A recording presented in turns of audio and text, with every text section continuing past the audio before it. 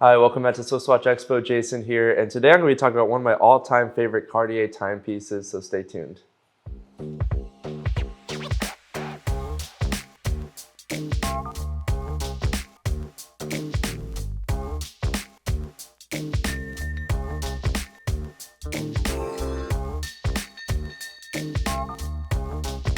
Hi, welcome back to SwissWatchExpo. So if you've ever heard of Cartier timepieces, you've probably heard of the Cartier Santos because it is one of their most iconic models in their line, and it happens to be one of my very favorite models that we carry here. So I'm very excited to talk about this specific timepiece just because there's so much to love about it. When you're looking at just from the outside, there may not be something that's very obvious to the naked eye, but there's just a lot of little nuances that Cartier adds to this timepiece that I really enjoy. So Louis Cartier actually made a special watch for his friend Alberto Santos Dumont, and he gifted him the first Santos that was ever created. And so this is just a newer iteration of that kind of timepiece. So this is the Cartier Santos that we have here. This is in the large size. So this is going to be in the 39.8 by 47.5 millimeter.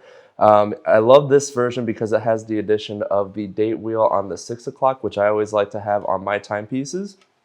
And if you take a really close look at this dial right here, you have a lot of things that are just very iconic to Cartier itself. You, of course, have your metallic blue hands that match the blue cabochon crystal on the crown. And I think that's just a really elegant touch, especially with the silver dial. And then, of course, if you take a really close look, you do have your hidden Cartier logo there at the 7 o'clock that Cartier added, which I think is just a really phenomenal touch. It's something that's very simple and subtle, but something that I really enjoy seeing in a timepiece like this. It's almost like a little Easter egg that Cartier added, which I really love. And of course, you have your exposed screws, which is iconic to the Cartier brand. If you ever get any like rings or bracelets, of course, that matches the whole Cartier brand, which I really enjoy. One of my favorite aspects of this timepiece here is just how easy it is to switch out the bracelet. And if you take a look at the case back here, you see these little gray buttons. And if you just simply click on it and pull, you're actually easily able to switch out the bracelet without having to use any sort of tools, go to a watchmaker, really mess with anything. So I love the addition of that. And then also too, not only that, you do have what's called the Easy Link. So essentially what that means is if you look at the bracelet, and right near the pins, you have this little hidden button that you can actually click in with like a toothpick or something sharp that will fit in there, and the pin will actually come out. And the cool thing about that is the pin won't actually come all the way out where you might have to lose those little tiny pins.